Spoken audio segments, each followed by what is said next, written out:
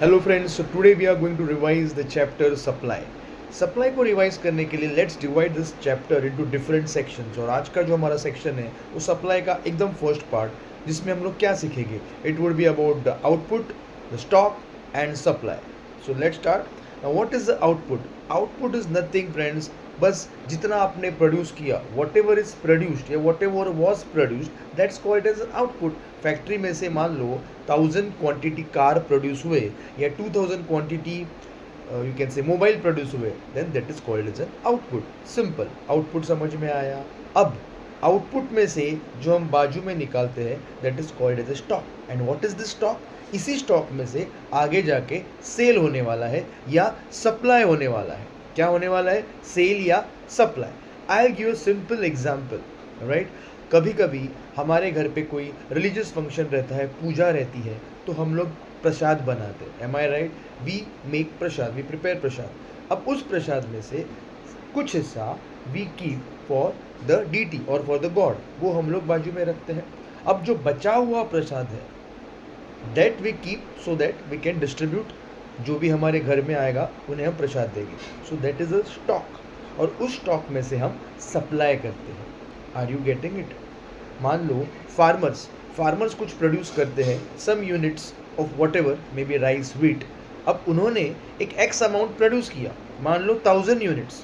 उसमें से 100 यूनिट्स वो लोग ने सेल्फ कंजम्पशन के लिए रखे, मतलब 900 बचते हैं अपने पास। अभी जो बचा हुआ 900 है that is called as stock, क्योंकि उसी में से वो लोग सेल करने वाले हैं, उसी में से सप्लाई करने वाले हैं। There maybe some manufacturing companies who produce any kind of goods, उसमें से कुछ गुड्स, मान लो दे प्रोड्यूस 100 गुड्स, उसमें से they keep 10 goods as sample pieces, एक सैंपल के लिए रखते हैं। सो बचे कितने? 90। सो तो जो 90 है that is called as stock, और इसी में से आगे जाके सेल होने वाला है, सप्लाई होने वाला है। आई एम श्योर आपको आउटपुट और स्टॉक का आइडिया आ गया। Now let's focus on stock and supply. चलो उसी एग्जाम्पल को देखते हैं जहाँ पे हमारे पास 90 गुड्स का स्टॉक था। अभी इसमें से हम कितना सप्लाई कर सकते हैं? पूरा का पूरा 90 भी कर सकते हैं या उससे कम भी कर सकते हैं। So what I am saying is stock जो है 90, that stock can be equal to supply in case of perishable goods. Perishable goods मतलब जो जल्दी खराब होती है। तो ऐसे कोई गुड्स है जो जल्दी खराब होने वाले हैं, वो स्टॉक हम लोग अपने पास नहीं रखते, उसी वक्त उसको सप्लाई कर देते, सेल कर देते। So in case of perishable goods, fill in the blanks के लिए भी याद रखना, stock is always equal to supply. But in case of durable goods आपके पास टाइम है।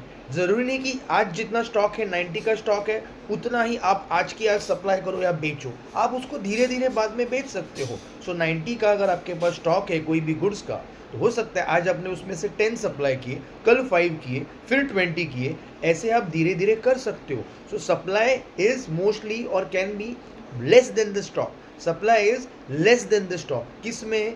ड्यूरेबल गुड्स, जैसे कि AC, fridge, car, mobile. And supply is equal to stock in perishable goods, जो कि खराब होती है, जैसे कि कर्ड, वेजिटेबल्स, फिश।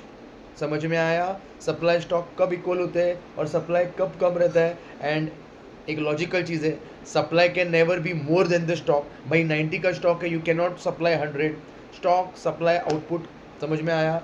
ये ठीक से करना, क्योंकि डिस्टिंग्विश और एक्सप्लेन द कंसेप्ट में ये पक्का आता है। Thank you.